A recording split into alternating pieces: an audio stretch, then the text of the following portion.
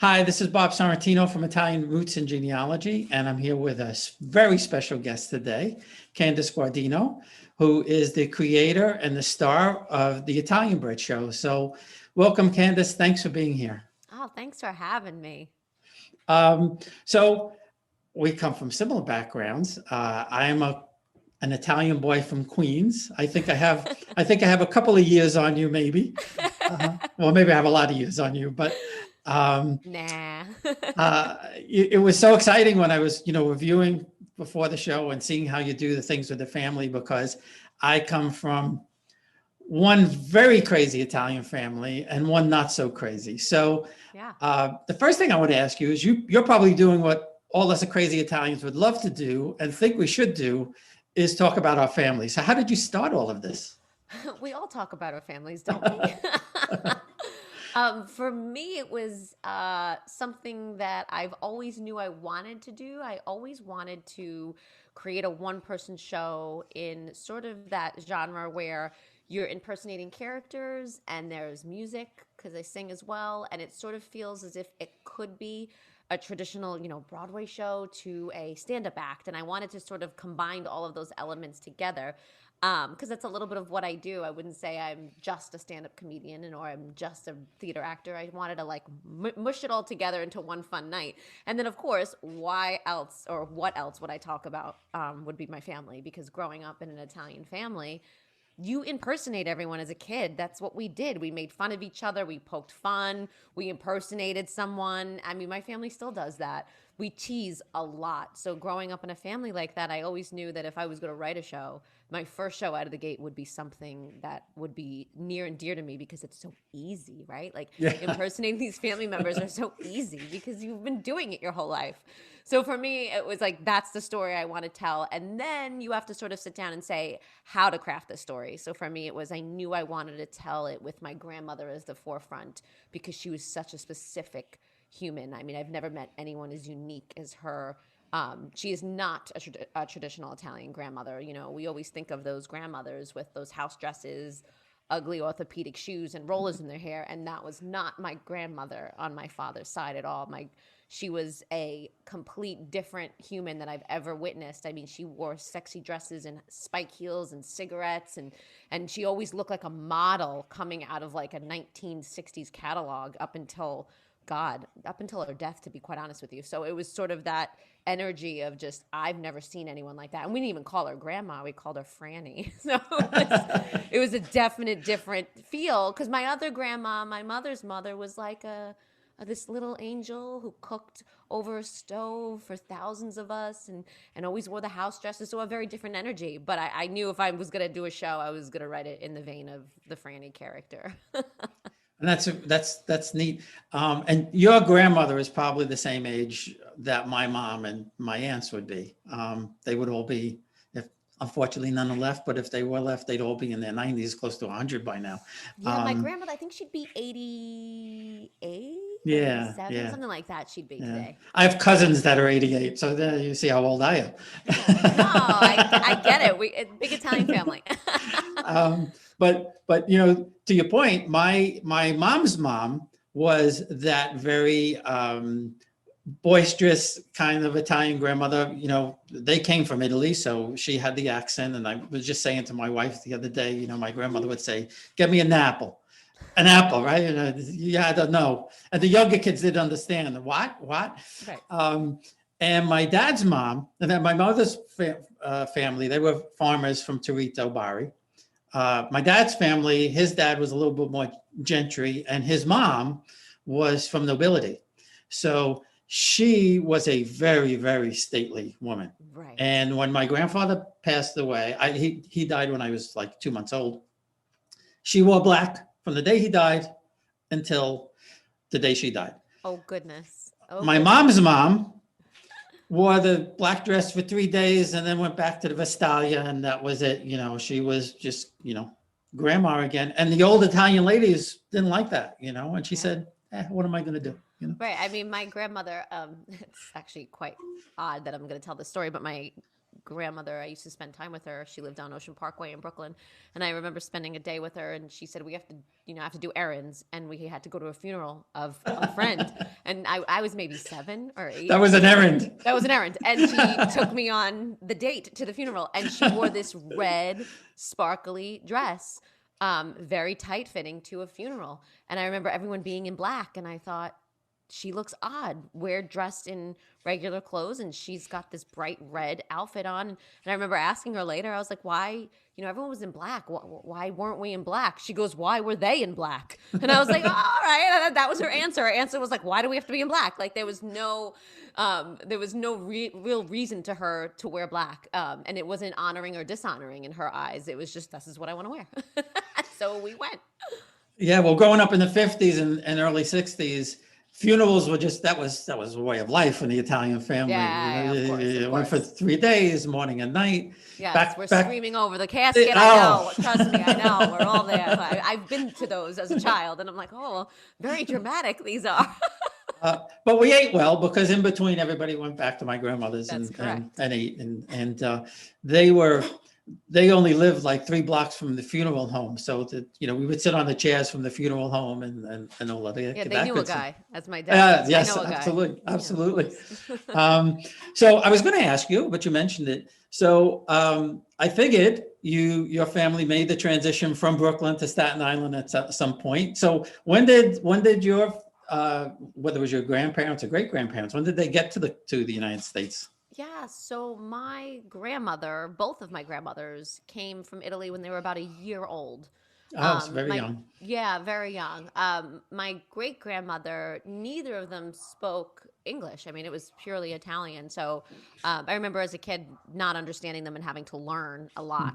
Mm-hmm. Both of my grandmothers being about a year or 2 old, being here in Brooklyn, that was growing up was Brooklyn for them. And my parents, for sure, like they are 1,000% Brooklynites, as I'd like to say. But when they made the transition, I was born in Brooklyn. I think I was about 2 or 3 when they made the transition over to Staten Island. And as my mom always tells me, she said, I told everyone in the family that we were moving to the country.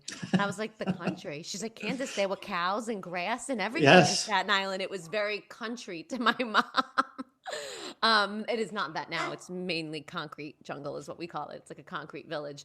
But I had a great childhood in Staten Island. I very much praise Staten Island, even though I know it's gotten such bad press, or I should say a bad rap in the years, in the past couple of years. But for sure, I praised it because, and I still do, I had a wonderful childhood. It was very unique. It was sort of like everyone from Brooklyn came to Staten Island. And growing up in Staten Island, I went to school, and I make this joke in the show, but it's actually very true. I went to school with boys.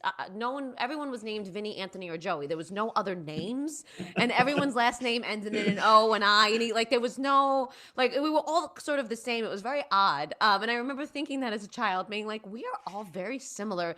There's definitely more other types of people out there. I just don't know it. I'm a child. I was 6 or 7. I remember thinking that. But everyone in Staten Island was named Vinny, Anthony, or Joey. And I actually grew up on Anthony Street because that was the name of my street. It was very unique. But it was a great place to grow up. And, everyone's door was always open. I have, till this day, best friends that I grew up with on Staten Island. And it's sort of, I celebrate that for sure. It's sort of a mix of Brooklyn that just kind of migrated to Staten Island. And then my parents did the traditional thing, which they sold their home and went to Jersey.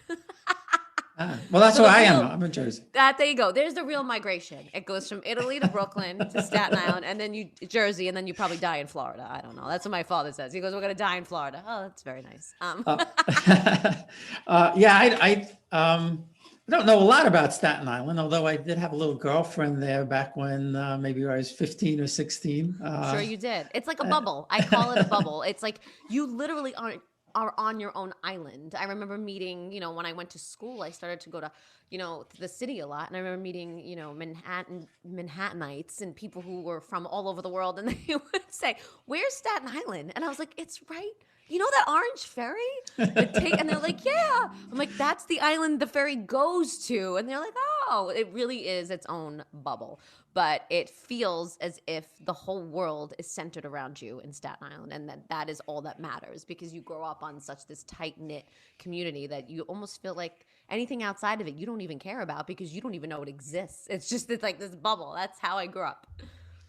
Yeah, and I grew up in College Point, Oh, yeah. which was, I mean, literally in the 50s. That was, even though it was New York City, you would never know it. Nobody went there. Right. It was just, it was a peninsula, and there was nothing there for anybody to go to except for us. And we were probably one of the earliest Italian families that got there. But I want to ask you a little bit about your family, because I had some really crazy aunts and uncles. I had an Aunt Mary, of course. I think every Italian has, everybody who doesn't. I had a great Aunt Mary. I had a few. And she was the funniest of my mom's sisters. There were three girls. Aunt Mary was definitely the life of the party. And whenever something was going on, she would be the first one to start singing the Italian songs. And, when the girls in the 60s would wear, the halter bras or things like that, she used to call them trampolines. Perfect. And everybody was a Frigoli, so. Yeah, exactly. And probably my Uncle Mike was the funniest brother. And Uncle Mike, if there was no place to sit and you said, "Where should I sit?" he would say, "Why don't you sit on this?" And rotate. Yes. So what, besides your grandmother, what kind of interesting characters did you have in the family that you kind of play off of? I have so many. It's so funny though, because I do 6 characters in the show. I have my mother, my father, my sister, I have my grandmother, and then I play a few side characters that sort of just field a story and move a story along. But those are the main characters. And I play myself, obviously, in all ages, but it's like from basically 5 years old up until now. And I will say every character is different. My mother is a unique character because we joke about it in our house, but I call it the supposed to book. My mother has rules in which things should happen. It's supposed to happen this way. And then you think about it and you were like, that was really not normal. Like everything was very laid out about life and how you handle things. And when you don't, no, you don't say that. And I'm like, but you have to speak, Ma. And, she has a very unique way of looking at life, going to church on all the respective holidays, and you have to do it because you're supposed to. Like it's very the supposed to book. And then there's my dad, who's totally even keel. Poor man grew up surrounded by women. Of course he owned his own auto body shop. And then, I grew up around cars, and I'm probably the only girl who could change a tire immediately. It was that sort of thing. I grew up like that. And my grandmother being so different, so eccentric. I mean, this is the type of woman who, for years, my last name was Garden. I went to school as Candice Guardino, and then somewhere around 15 years old, I found a box in my dad's basement, and I asked, what is all this about? And he was like, I don't even know. He's like, it's your grandmother's. And we end up finding out our last name is actually Guardino, and we're related to Harry Guardino, the actor, and she had all his journals, and we thought, well, why didn't you tell us this? She's like, well, I hated my ex-husband, so I drove to Mexico to get a divorce, and I chopped off the O of Guardino because I didn't want to be associated with him, and I gave you a new last name. And I just remember my father standing there in shock, being like, wait a minute. I thought that he just thought our name was changed when people came over. We just didn't, something happened and now we're just Garden. He didn't connect it. And it was just this huge thing where we were like, what? So these sort of stories happened with her that, of course, she was a very eccentric character. But I have aunts and uncles, and I have I have 7, 8 cousins, and they all have 4 children. And I have such eccentric family members that I often get asked, they're like, are you going to write a part 2? And are we going to be in it? I want to know, they're very eccentric. And no, I'm not going to put them all in it. I'm too tired. That's a lot of work. It is, a lot of characters, as it is. These characters were enough to get under the wing. And a character that most people when they see the show really love is actually my sister. She's so funny. There's this unique accent my sister has always had, where it's sort of like a valley girl that you think she's from California and she's not, but she's always, and she can't pronounce things correctly. Like my name is Candice and she says Candice, and everything is like so annoying to her. And she hates it when I'm being nice. Like she's that sort of human, and like we all know someone like that, right? Like, and so she is a very relatable character that I think goes beyond just a family member. We all know someone just like her. Yeah, and you know that's funny because my mother's oldest sister, my Aunt Anne, my mother told a story one time where she would try to put on airs, you know, and my uncles used to refer to my mother and her sisters as the Gabor sisters. Love They it. all had, yeah, my one of the sister-in-laws, my aunt was a beautician, so they had the silver hair and the, you know, the whole thing going, or the blonde hair, I guess at the time, with the flip and all of that kind of The stuff. flip, I love it.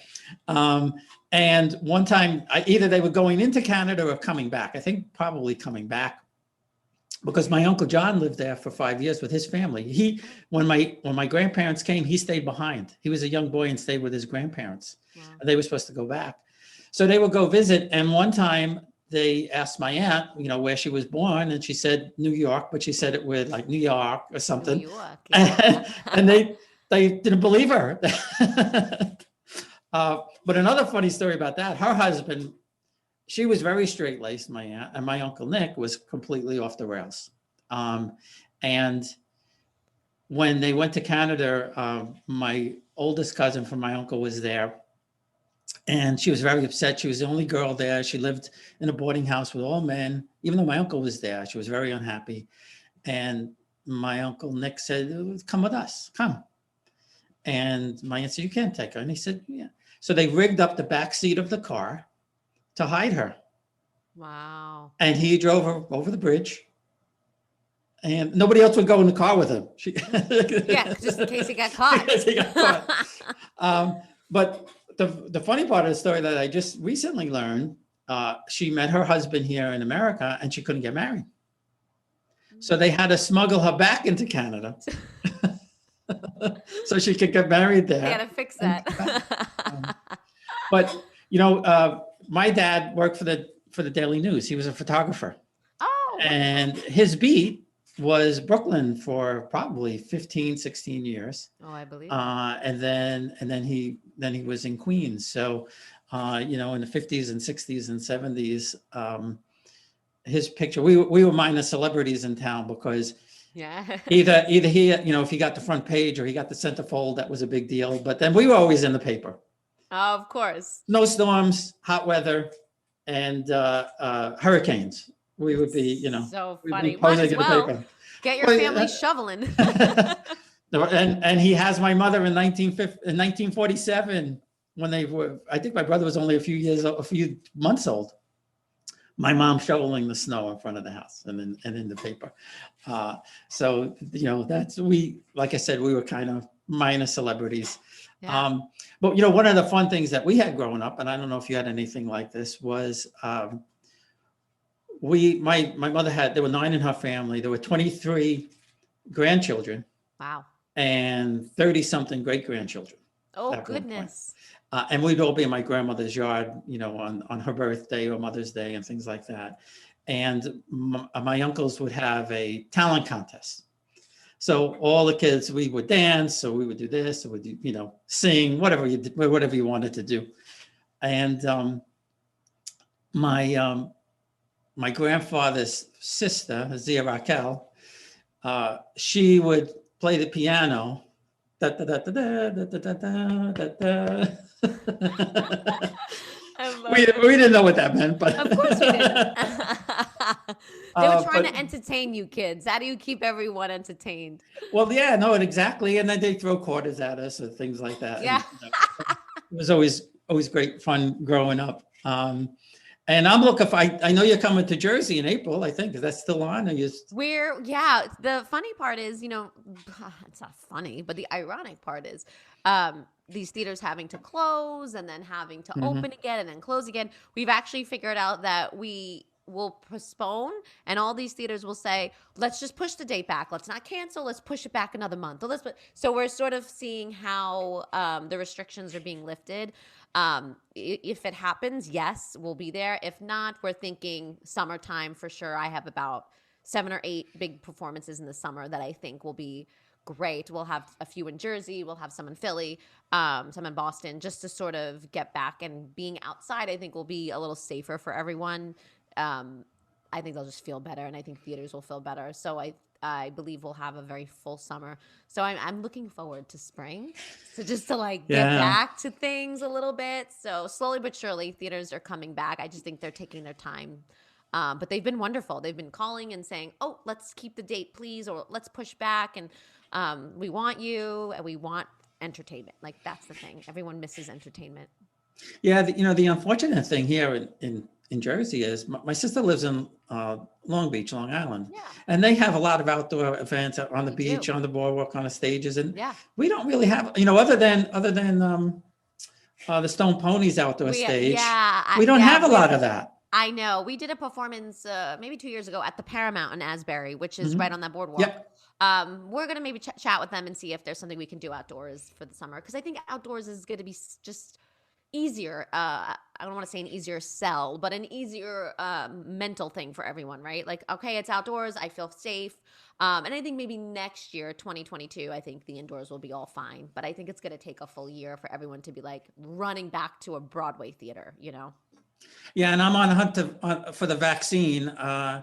Every morning I make my rounds around all the sites to find out that there isn't any. Yeah, sometimes you can go. How about have your parents been able to get it? We'll be right back. Experience Italy like never before, traveling with a scheduled group or create your own bespoke tour with friends with PhilItaly.com. Pack your bags and follow Phil. That's www.philitaly.co.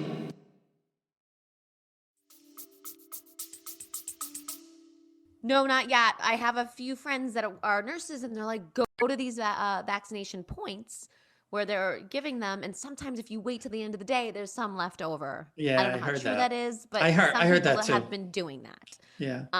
But no, not yet. But I have to do it for them, because God forbid I tell them to, try to figure out a computer. My mother's like, I don't understand. My dad's like, the computer's talking to me. I'm like, forget it. I'll do it. Well, even if you know how to do it, it's just insane. I go, I'm registered at a few places that they say they'll get back to you, but you don't. I'm registered with Monmouth County. I'm registered with New Jersey, and they send emails. Thank you for registering. We'll let you know. So, I mean, I think eventually it'll happen. We were supposed to be in Italy last April. I know. And that got canceled, and I was like depressed, so depressed. It's very hard, right? Like the joke that my husband and I have, which is when, the virus hit, we had in 48 hours, I had 48 gigs stop cold. Like It was that quickly. We had so many upcoming dates that we were planning to announce, and plus the ones that were already announced for the whole year. It was like a funnel. And I thought, oh my God, is this happening? Like, this is really happening, that they are shutting down everything. So it's not really a joke, but it's how we get through things. I get through things by laughter and sarcasm. And so we always joke about it. And my husband's like, 48 hours, 48 gigs gone. I'm like, man, it was quick. But yes, everyone sort of had their life stop, right? But I take it as a sign to look inward. I wrote a lot over the last year, which is great. More material, took care of some health stuff. Everyone's healthy. And that's the other thing. Hopefully your family's all good. Like, that's the best thing we can do, right? Yeah. The small little wins is what got me through the year. Well, yeah, and that's all you can. That's all you can do. I mean, we're both retired, so not going any place isn't that much of a burden on us. My son's just finishing up his master's degree and works at the local gas station, and my daughter's a nurse. She actually had it. Oh, she did. Okay, how'd she feel? She was fine. I mean, I think she has a smell back and all of that, but she eventually she donated plasma and stuff like that. But she's on she wanted to be a travel nurse, so she's out in Las Vegas. So she's having a grand old time, and we sit around here worrying all day. I know. I was gonna say God bless her, but yes, she's like, I got it, and you're the parent. Parents worry, so there you go. And Italian parents worry more than any other parents. Forget it. My mother worries if I gotta go to the store. What store? Where are you going? I saw someone not wearing a mask in that store. I'm like, Mom, it's fine. Like, it's just an Italian mom. It is what it is. That's what they are. And I just before we got on, I listened to the Wells story, which I thought was fabulous. But your mom went and got the police. Yes, absolutely. I fell off my bike one time a couple blocks away. I was going down a hill and I hit the sand and I slid off. Luckily I didn't hit my head or anything like that. But I was probably 12, 13, and a gentleman picked me up. And I could tell the story now because my mom's not with us anymore and she won't yell at me. But a gentleman picked me up and he said, "Where do you live?" I said, "I live 2 blocks away," and he took me home, but he left the bike there. Mm-hmm. So I come in the house and I'm, my arms like this. And my mom said, "What happened?" I fell off my bike. "Where's the bike?" It's true. "It's down the street." "I'm going to get the bike." It's true. That is such a, oh God, I don't want to say a perfect stereotype of Italians, but it is because, and I don't have this in the show, but like I have a portion of this, which is the first time I was driving my father's car and I did get in a car accident and I called and I had to say, "Hey, I got in a car accident." And my father said, "What does the car look like?" I was like, "Dad, I'm okay." And you hear my mother in the background, "Are you all right?" Like my mother's screaming, "Are you all right?" My father's like, "Take a picture of the car." Here I am taking pictures of this car at 17, being like, "Oh, it's hitting the front." And he's like, "Oh," it was like a big dramatic thing. But that's 1,000%. That's what Italians do, right? It's like the material things are important because they work so hard for those material things.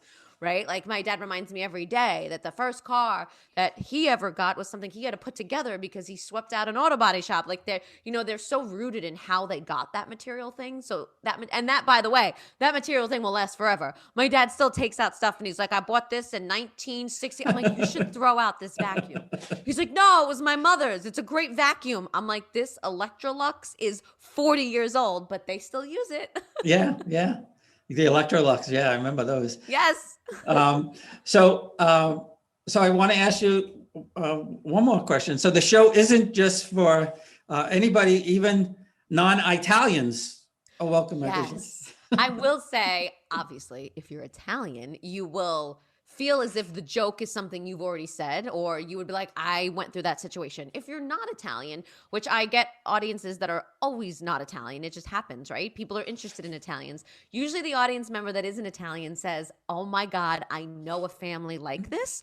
Or they say, "Believe it or not, just recently I had an email sent to me from a woman who is, she's Russian and she has a big Russian family of like 14 people. And she said, 'Your show is exactly like my family.' And I giggled because I thought, is it? And then she said, 'It is. We're all the same.' And then I had a Latino family write me an email and they were so sweet. And they were like, 'We are exactly like that. We do the same thing.' And it's just in a different form. We're not making, spaghetti and meatballs. We're making something else, or we're arguing about one thing, but it's the same idea. So at the end of the day, I realized, but it took me a bit because at first when you're touring your show, you think, "Oh God, is this going to work outside of an East Coast city where Italians are just living?" But it started to, form a shape of its own. And I think I started to realize that, man, family is so universal and really everybody starts to relate to it in their own way. They either have a grandmother just like that, know of a woman just like that. This situation happened to me. So at the end of the day, I'm very happy to say that it's just not Italians. It's everyone. And to your point, if you catch somebody like, Sebastian Maniscalco, who, Yes. Does all the Italian stereotypes that, all my Irish friends, or they could all relate to it too, because they know us so well, and right. it's they have a friend, or they're like, "Oh my God, I do the same thing. I didn't realize that." I had a friend who said to me, "I do that. I didn't realize that's an Italian thing." I was like, "Well, it's not an Italian, it just so happens." Right. But it's relatable. So I'm going to send you the little song that I wrote about my Italian family. I love it. Send it to me. When my cousin Frank was about 16 and sat on the ravioli that was drying on the couch. Oh my God, did the couch have plastic? Because then you're fine.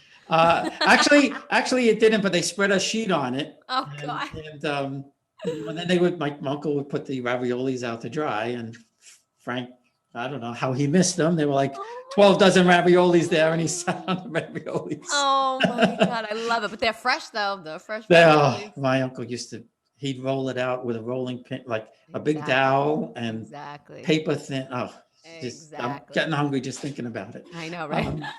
And so where will people find you if they want to book the show, or where can they listen to you? Yeah. So obviously, if you want to come see the show, you can go to Italian Bred, but it's BRED, like born and bred. So ItalianBredShow.com/tickets.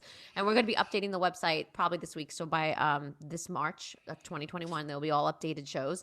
And you can find all the information about the show there. You can find everything about me at CandiceGuardino.com. We have social media for both things, Instagram, the whole bit. It's easy to find us. Yeah, except for your parents, right? They can. Oh, no, my parents, please. My parents can't find it. My dad doesn't want to be on the computer, he said to me. I don't want my information for anyone to find it. I was like, Dad, God, trying to make him understand that like we already have a footprint on the internet in some way. And he's like, not me. I don't have social media. I'm like, that doesn't mean, like, it's so hard to explain. I just let it go. I'm like, you're right. No one knows you exist. Yes, you're hiding. Well, thanks again. This has been such great fun. I really, really appreciate it. Oh, thank you for having me. And I always like to say this because I think it's so true. Thank you for celebrating Italian heritage, because I don't think enough people do. So I appreciate Well, that. there's more and more.